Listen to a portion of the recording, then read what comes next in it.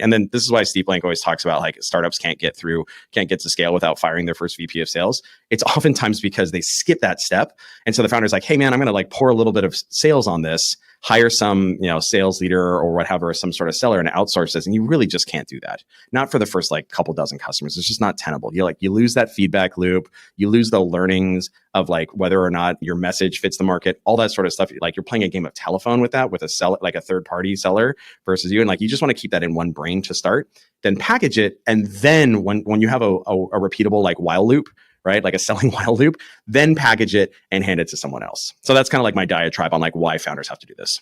I was going to try to summarize the reasons that you should be doing this. And it sounds like there's so many. One is figure out what you should actually be building. That's a reason founders should be selling. 2 is learn how to position and pitch and sell.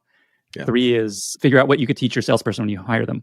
Is that kind of the summary of why you should be selling as a founder for a while?